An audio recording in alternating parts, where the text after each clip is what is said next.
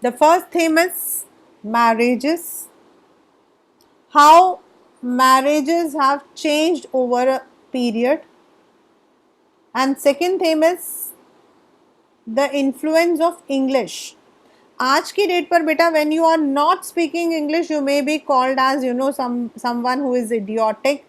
आज की डेट पे you may be said that you are very backward. But एक टाइम ऐसा भी था when people used to think that speaking English is not our culture. Speaking English is about high headed. मतलब जब आप जो हो बहुत खुद को बहुत बड़ा समझते हो, you are proud of yourself, then only you speak English. ऐसा नहीं कि आज की डेट में नहीं है. आई स्टिल फाइंड पीपल ज़्यादा अंग्रेजी झाड़ते हैं. We often hear these kind of words. Yet with the corporate culture these things are bit changed. आज की डेट पर आप किसी ऑफिस में जाकर हिंदी में बात करोगे तो they will say, and this is not because we are aping them. This is because हमारा जो वर्क कल्चर है, now I am staying in Delhi but most of my clients are in, मेरे जो बॉस हैं he is from US. If I am working on my computer then I need to have a common language. I need to have a common language. We cannot speak that language which we are convinced. We need to speak a language with whom everyone is convinced.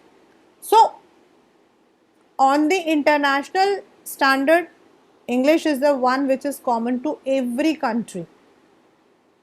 Yes, there are countries like China, there are countries like Japan, there are countries like other where English is not prominent and they don't even like.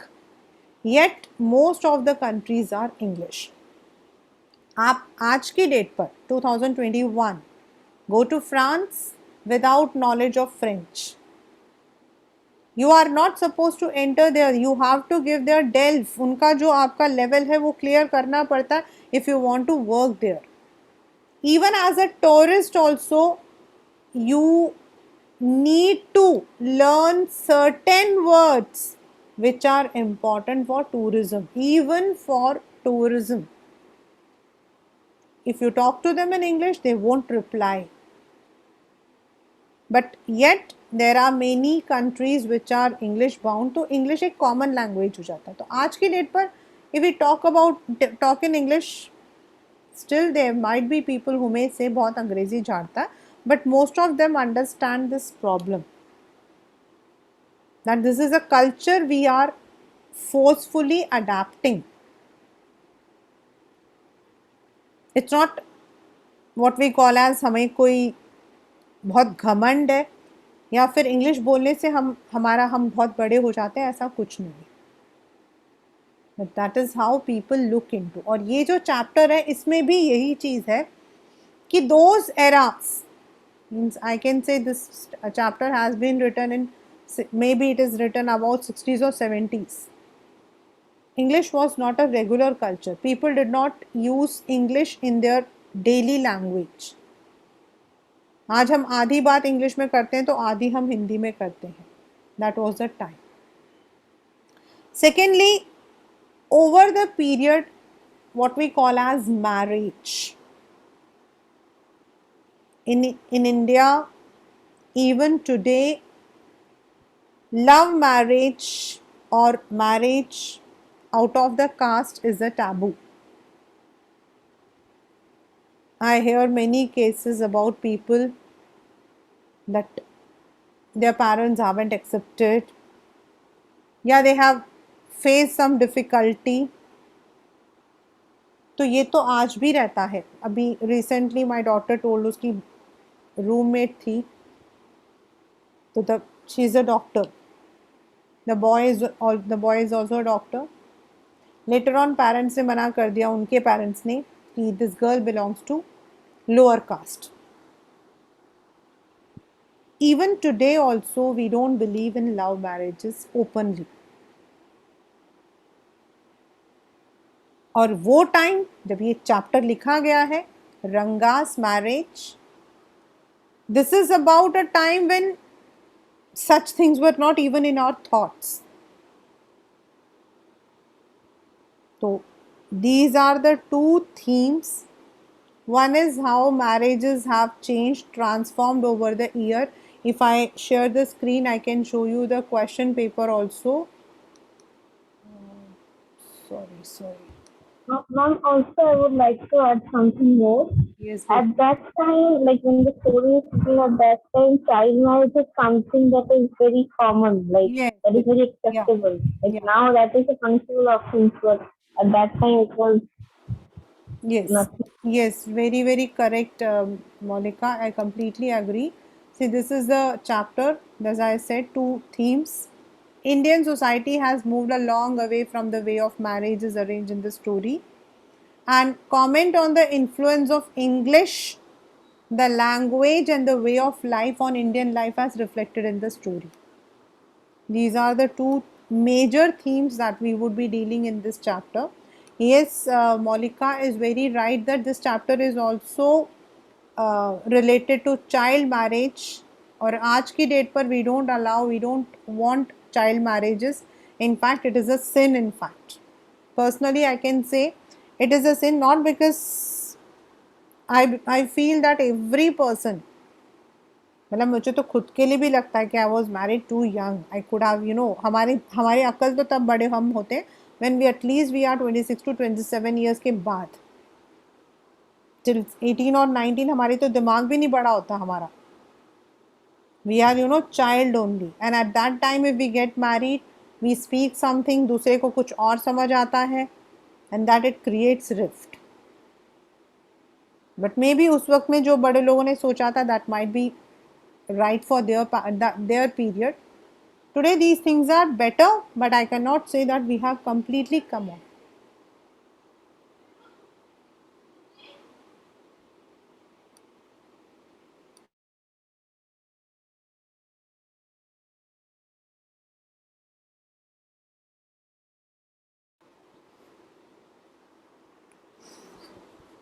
So this is the chapter about a man, मतलब कि जो writer है, he is called as, वैसे तो Venkatesh is he has a pen name also, and he has always written sarcastic, मतलब आप पूरे chapter को जब पढ़ोगे you will find sarcastic comments everywhere, मतलब व्यंग्य कसते हुए. Sarcastic means व्यंग्य कसते हुए. There would be many, जैसे कहते हैं ना टॉन्ट मारना, या फिर सर वैसे आपको कमेंट्स मिलेंगे, humerus. He says, I'm summarizing the chapter first as usual. Ranga's marriage. He says that he lives in a village जिसका नाम है होसा हल्ली. And according to the writer, according to the narrator, होसा हल्ली कर्नाटका का एक बहुत फेमस गांव है. लेकिन वहां पर आज, मतलब उस वक्त में भी, जैसे कहते हैं कि उसका जो नाम है that is not there in the map. अगर आप कर्नाटका का मैप देखते हो तो ही says Hosahalli has not been marked. And for this he comments that हम इंडियंस जो है ना, हम भेड़ बकरियों की चाल चलते हैं. We just move as we are told. हम अपना दिमाग कहीं यूज नहीं करते. We don't use our brain anywhere. He says that perhaps British के ज़माने में किसी ने नोटिस नहीं किया होगा कि होसा हल्ली नाम का भी एक गांव है. ही मस्ट हैव फॉरगॉटन, और हम इंडियंस भी फॉरगॉटन. तो कार्टोग्राफर क्या करेगा? Cartographer is a man who makes the map. वो कहता है कि फिर हम, वो क्या करेगा बेचारा जब अथॉरिटी को याद नहीं रहा. So that is why perhaps the name of Hosa Halli is not there anywhere mentioned in the geography book. According to him, that area, that place is very beautiful. And अगर कर्नाटका को अगर हम कहते हैं कि अगर हम कोई लड्डू खाते हैं मैरिज में, जैसे लड्डू के अंदर जो स्टफिंग होती है, विदाउट दैट स्टफिंग जैसे लड्डू बेकार होता है, वैसे ही होसा हल्ली के बिना Karnataka is incomplete. That's the beauty of that place. Yet in our contention हम लोग जो है we have forgotten to mention it. He says किसी भी जगह को देखने के लिए, किसी भी जगह को जानने के लिए you must go to that place. आपको किसी भी जगह का नाम बता दिया जाए, that will not help you. आप जब तक उस जगह को जाकर देखोगे नहीं, you will not watch it, you will not be able to see that beauty, to appreciate that beauty. फिर वो कहता है कि हमारा जो गांव है, यहाँ से लोग ज़्यादा बाहर नहीं गए हैं. The people haven't visited. Even वहाँ पे जो डॉक्टर है, उस ज़माने में doctor was considered as one of the very important element. Doctors, lawyers.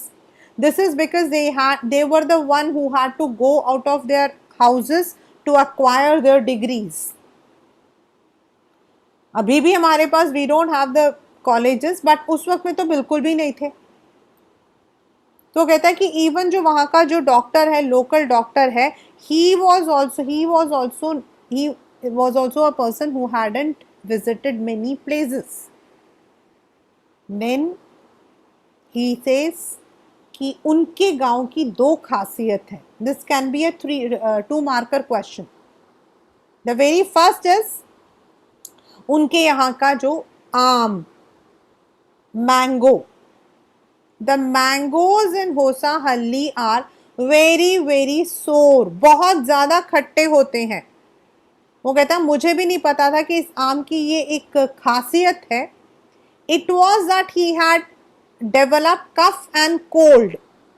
और जब वो डॉक्टर के पास गया तो डॉक्टर ने कहा तुमने वो आम और आम की चटनी खाई होगी, उसके बाद पानी पी लिया होगा.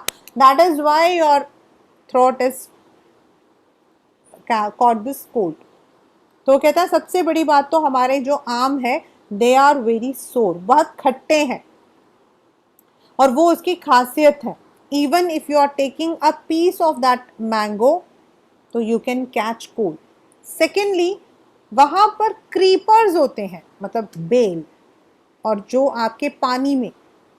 तो अगर आप कभी नहाने गए तालाब में एंड पॉन्ड में, and there if you find कि चलो आज खाना खाने के लिए हमें प्लेट नहीं है, तो you can take that creeper, you can use it as a plate. Now here I want to put in our, I don't know about all others, Abin and I think Anusha might agree with me. In our south normally we feel that, मतलब हम लोग जो है पत्तों में खाना बड़ा पसंद करते हैं. In fact when I used to go to my granny's place, तो नानी जो है, अगर हम लोग 5 जने होते थे, 4 जने थे, तो मेरे लिए तो एक प्लेट नानी ने अलग रखा हुआ था. बट बाकी कोई बाहर से आता था, लाइक बड़ी माँ के बच्चे अगर आते थे, तो फटाफट जाकर पड़ोस की दुकान से 5 पैसे का जो है, जो है वो एक पत्ते होते थे, वो लेकर आते थे. In fact when we used to go to our village, तो वहाँ पर जो कमल का जो पौधा होता है, जो कमल के जो लीफ होता है, उसमें खाते थे. तो इट इज़, मतलब कि वी फील. एंड दूसरा, not very good thing but really, कि जो घर के लोग होते हैं, they normally take in the plates, और बाहर से कोई भी आता था तो they were not entertained on the plates in our. आजकल तो we are having the porcelain plate and this and that, but उस वक्त में दे वर नॉट अलाउड. तो they were served in the, घर के अंदर प्लेटों का ढेर रखा होता था, and they use to take it. So that is why he has given this, particularly he has commented that कि अगर आपको भूख लग रही है, आपको खाना खाना है, you can use it as a plate. So this way these two things, one वहाँ की जो mangoes, and the second one the creeper, which could be the leaf of that creeper, which could be used as a plate. This shows that they were very traditional. In Hosahalli normally people did not go out for education उस वक्त में. So village का जो accountant था, when he decided to send his son Ranga to Bangalore, तो पूरे गांव में That was a breaking news because in their village no one had stepped out of their village to acquire education. So रंगा का जाना एक बहुत बड़ा न्यूज था. So when he went out and came back after 6 months, जब वो 6 महीने बाद घर आया तो रंगा के घर के बाहर भीड़ लग गई, क्राउड, टू सी इफ रंगा हैड चेंज्ड हिज वेज. क्योंकि गांव में माना जाता है कि जो लोग शहर जाते हैं वो लोग शहरी हो जाते हैं. They don't bother about their culture, they don't bother about their traditions, they don't bother about their values. So सबको लगा रंगा भी चेंज हो गया होगा क्योंकि वो शहर जा चुका है. So there was a complete crowd. और जब नरेटर उनके घर के अंदर बाहर गया तो उसने देखा कि लोग उसके बारे में मतलब कि they were trying to find out.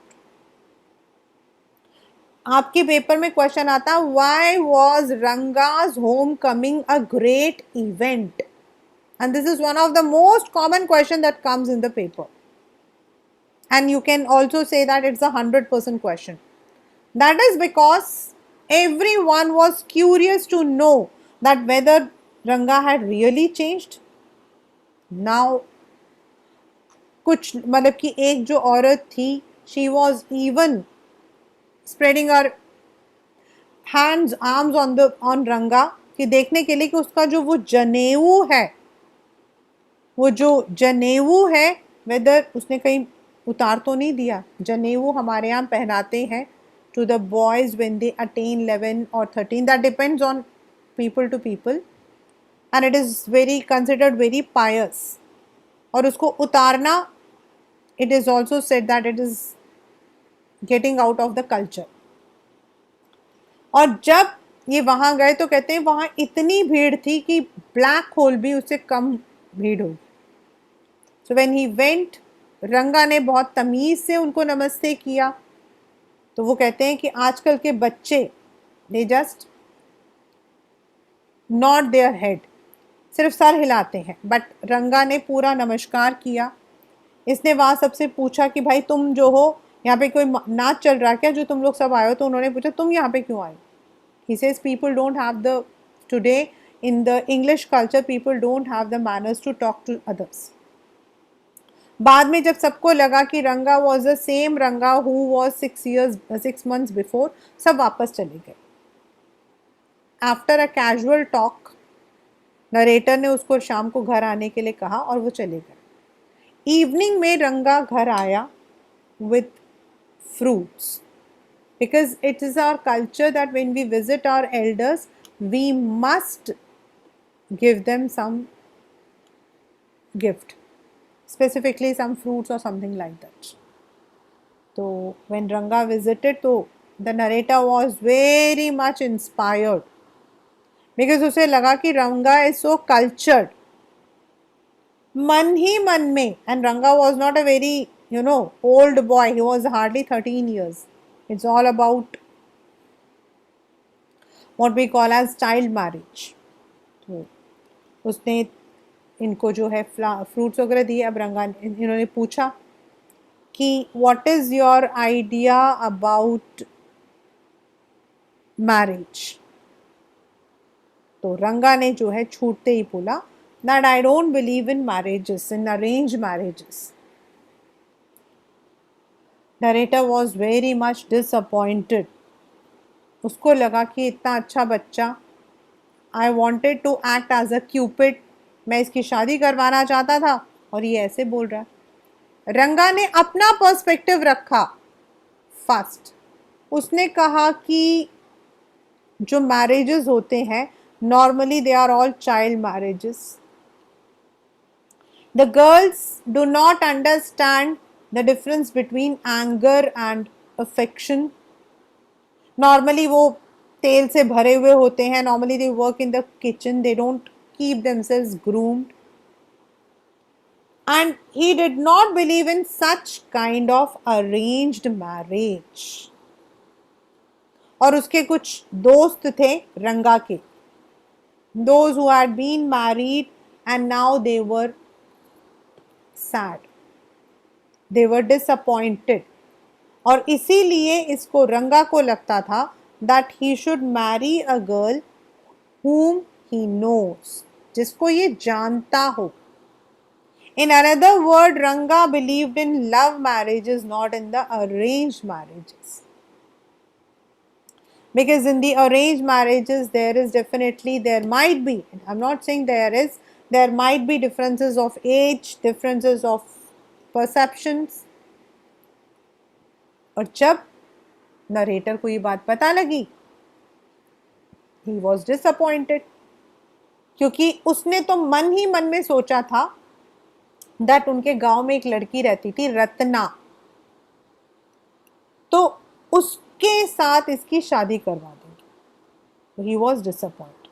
Now, as I said, this chapter is written at that period when English culture was not so prevalent. So that is also a comment he uses, that आज की date पर English has become very prevalent. People are using English as a part of their language. लेकिन उस वक्त में जब रंगा वाली जो मतलब कि जो इंसिडेंट हुआ था, even people did not know the meaning of change. वो बताते हैं कि एक उनके गांव में एक आदमी है जिसका नाम है रामा राव. तो एक दिन रामा राव का जो बेटा था वो घर पर था और धोबन घर पे आई. तो धोबन ने कहा कि पैसे दे दो. तो बेचारे बच्चे ने कहा मेरे पास चेंज नहीं है. अब बेचारी धोबन को समझ नहीं आया कि चेंज का मतलब क्या है. वो गुस्सा होते हुए चली गई. बाद में नरेटर ने भी उसे जाकर पूछा, तब उसे पता लगा दैट इट इज मतलब पैसों का चेंज के लिए बोला गया. So that means what he means to say is English was not so prevalent. This was a culture, but still धीरे धीरे धीरे जो youth हैं they were under the influence of English. So that is why arranged to love marriage was also correlated to the English culture. Now the narrator was disappointed, yet he did not lose the hope. फिर भी उसने hope loose नहीं किया. उसने कहा मैं तो इसकी शादी करवा के रहूंगा. I'll get him married to the girl of my choice. जो रामा राव थी, she was a niece, sorry, Rama Rao थे, उनकी नीस थी Ratna, and she was a young girl of maybe around 11 only, छोटी सी बच्ची. नरेटर उनके घर गए, उनकी और रामा राव की वाइफ से कहा कि रत्ना को बोलना फ्राइडे को मेरे घर आएगी बटर मिल्क ले जाने के लिए, छाछ ले जाने के लिए. गांव में ऐसे एक्सचेंजेस होते रहते हैं. So on Friday Ratna was there and she was wearing a silk sari.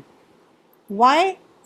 Because in south we believe that on Fridays we should wear silk sari. That is good, that is auspicious. She came. Narrator ने जो है अपना पूरा plan बना रखा था. तो उसने रत्ना को बोला कि तुम भजन सुनाओ. एज अ ड्यूटीफुल गर्ल उसने कृष्ण का भजन गाना शुरू किया. At the same time the narrator had also invited रंगा टू कम हियर. जैसे ही रंगा अंदर आया on the threshold, that is on the चौखट पर आया, इमीडिएटली रत्ना ने जो है गाना बंद कर दिया. उसने तो देखा कि कोई नए हैं, एंड शी वेंट इनसाइड. रंगा ने भी उसे बड़े ध्यान से देखा, एंड इन वन इंस्टेंट ऐसा लग रहा था कि उसको अच्छी लगी वो. येट उसने नरेटर ने कुछ नहीं बोला. वो आया, फिर उसने बोला कि शायद मैं गलत टाइम पे आ गया हूँ, मुझे जाना चाहिए. फिर यहाँ पर भी the narrator is commenting that घोर कलयुग है. बोल रहा है मैं जाऊंगा जाऊंगा, बट वो इंच भी नहीं हिल रहा है. फिर उसने पूछा कि वो लड़की कौन है. उसने कहा कि तुम्हें शादी करनी नहीं है, मेरी शादी हो चुकी है, तुम्हें क्या फर्क पड़ रहा है. फिर उसने कहा कि वो रामा राव की नीज है एंड शी इज मैरिड. बेचारे रंगा की शक्ल उतर गई, but he went. Now narrator was confident that रंगा जो है ही हैज लाइड रत्ना, जो वो चाहता था कि it should be an arranged marriage, so he was confident. So next day he went to the village priest, जो पंडित होता है वहां पे गया, और उसके साथ मिलकर उसने जो है एक प्लान डिवाइस किया. He devised a plan to get Ranga married to Ratna. He told him all the dialogues और आ गया. अब दोबारा जब वो रंगा से मिला तो रंगा जो थोड़ा सा डिसअपॉइंटेड सा लग रहा था. इसने उसको चिढ़ाया कि मैं तो ऐसा तब था जब मुझे लड़की देखने जाना था, लेकिन तुम्हें तो शादी ही नहीं करनी है, तुम्हारा क्यों मुंह उतरा हुआ है. He said nothing. तो उसने कहा क्यों, सर में दर्द है, क्योंकि that is the most common dialogue we say. तो उसने कहा कुछ नहीं. उसने कहा चलो, अगर कुछ नहीं है तो चलो हम विलेज के प्रीस्ट के पास चलते हैं, शायद उसके पास तुम्हारे सुदासी का इलाज हो. रंगा डिड नॉट से एनीथिंग, मतलब वो चुपचाप उसके साथ चल पड़ा. व्हेन रंगा के साथ ही वहां पहुंचा विलेज के एस्ट्रोलॉजर ने इसकी तरफ देखा. वैसे तो इन दोनों ने सुबह ही सारे प्लान्स बना लिए थे, और उसने पूछा एस्ट्रोलॉजर ने नरेटर से, अरे कितने दिन बाद आए हो. अब ये भूल गया कि सुबह मिला था. उसने कहा क्यों, मैं सुबह ही तो. एस्ट्रोलॉजर ने इसकी बात काटी और उसने कहा अच्छा अच्छा तुम सुबह ही आए हो, ठीक है. उसने कहा ये विलेज के हमारे अकाउंटेंट के बेटे हैं और इनके मन में कुछ चल रहा, बताओ तुम्हारे एस्ट्रोलॉजी क्या कहती है. Now as per the hatched plan के अकॉर्डिंग एस्ट्रोलॉजर ने ऐसे इसे पूछा तुम्हारी डेट ऑफ बर्थ क्या है, तुम्हारा नक्षत्र क्या है, एवरीथिंग, जिसके इसके पास आंसर ज़्यादा नहीं थे. फिर उसने ऐसे कुछ कैलकुलेशन किया एंड बीच बीच में जो है ये चिढ़ा रहा था कि मैं भी देखूं तुम्हारी कैलकुलेशंस कितनी अच्छी है. तो he said that astrology is an ancient science and we have the right calculations. और ऐसे कैलकुलेट करके इसने बोला दैट इसके दिमाग में कोई लड़की है, इज सम गर्ल, एंड उस गर्ल का जो मतलब कि रिलेशन है समथिंग रिलेटेड टू ओशियन, पानी से रिलेटेड है. Now they try to find out कि कौन क्या हो सकता है, मॉस, काई, फिश, सारे नाम रखे. एंड अचानक से बोला पर्ल, रत्न. एंड मतलब ये सब this was part of their plan. और जैसे उसने बोला पर्ल, उसने कहा रत्न, रत्ना. और नरेटर ने पूछा रंगा से, is it Ratna, Rama Rouse knees. And without any hesitation रंगा ने भी हाँ बोल दिया. और यही बात रत्ना मतलब कि द नरेटर वांटेड. वो तो चाहते थे कि उसके मुंह से निकले कि हाँ भाई मैं तो यही चाहता हूँ. So he was very happy that his plan has successfully been hatched. खुश हो गया वो, पर ठीक है. फिर दोनों वापस चलने लगे एंड रत्ना के घर के पास आकर रुक गए. रुक कर नरेटर ने रंगा को कहा तुम अभी यहीं रहो, you do not come with me, I will go and come inside. वो गया अंदर और वापस आया. उसने कहा somebody had given me a wrong information that Ratna is already married, she is not married. ये बात सुनकर रंगा बड़ा खुश हुआ, क्योंकि उसके दिमाग में तो यही बात थी कि रत्ना जो है she is married. Now the narrator successfully executed his plan. जैसा वो चाहता था, दैट रंगा is a perfect bachelor and Ratna is a perfect match for this man. He got them married. क्योंकि गांव के अंदर in the rural areas, I don't know about urban much, but हाँ मैंने अपने अपने दादा नाना मतलब नाना नानी वगैरह दादा को सबको देखा है. They would sit and you know talk about everyone's marriage, जो उनको लगता है वो मैरिजेबल एज में है. And they would bring lots of you know match लेकर आएंगे. वो लड़का बहुत अच्छा, ये लड़का बहुत अच्छा, this and that. That's a kind. Even when my Nana was alive, मैंने उनको भी देखा है. दुनिया भर के वो बैठकर एस्ट्रोलॉजी देखते रहती थी. And the same was not my real दादा, बट माई फादर्स कज़न, मतलब मेरे पापा के चाचा जो थे वही हमारे दादाजी थे, he would also make the match making. तो गांव में दिस वेरी कॉमन. तो ही वॉज, उसने मैच मेकिंग कर दिया. रत्ना एंड रंगा वर married at last as the narrator wanted. Now marriage हो गई and even they became the parents to a boy. बच्चे के मतलब कि फादर भी बन गए. And they had named the boy. उन्होंने जो बच्चे का नाम था वो रखा था on the name of the child, मतलब कि narrator. यहाँ पर भी again he is giving a comment that आजकल लोग जो हैं बच्चों के नाम उन लोगों के ऊपर रखते हैं जिनको वो पसंद करते हैं. Because in the earlier times normally it was like on the name of the God, on the name of the grand parents, on the name of someone whom, मतलब कि घर के अंदर ऐसा होता था या भगवान ऐसा, something like that. I know many people who have kept very, मतलब हमारे उसमें मेरी मम्मी के एक थे फ्रेंड, तो उनका जो नाम था वो था कूड़ादान. उनका नाम था कूड़ादान, मीन्स गार्बेज. तो व्हेन आई, मम्मी ने बताया कि she is my friend, her name is Kuppamma. तो I said mamma, how can a person's name be garbage? I वो लिटरली मेरे लिए तो it was something very.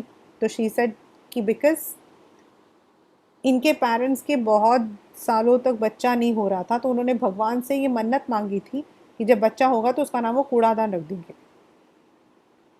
And her name was that. My best, मतलब one of my friends Gitanjali, Deepanjali उसका नाम था, उसके फादर का नाम था नौबत लाल. नौबत लाल. एंड नौबत हम किसको कहते हैं? मुसीबत को. तो during those period it was on the name of some goddess जिसकी वजह से वो बच्चा हुआ है, या something which they had wished, or something like grandparents name. Like my father said that my name was kept as Kamla. Rama is my name as for calling, but जो नाम मेरा वैसे रखा गया था it was Kamla. This is because my grandma's name was Kamla. And कमला का जो synonym है वो रमा है, तो नाम जो है रमा पड़ा था. And this was because my father said that when I was supposed to be born, उसे 10 days exactly पहले पापा को सपना आया था कि you will be blessed with a girl and you should keep her name like this. उस ज़माने में ये सब चीज़ें होती थी. Nowadays we don't keep like that. In fact I feel the name should be very short and beautiful. तो they had named the child as Shyama on the name of the narrator. And Ranga and Ratna were expecting their second baby also. तो narrator को उन्होंने खाने पे बुलाया था. तो when he went, रंगा का उसका श्यामा का बर्थडे था, तो उन्होंने उसको एक रिंग दिया. एंड उन्होंने ये भी बोला कि why you have kept this name, मेरे इतने सोना जैसा बच्चा है, उसका नाम तुमने श्यामा क्यों रख दिया? But again he comments that it's the English culture that we normally name our babies on the name of celebrities or anyone whom we like. So that is the chapter Ranga's marriage.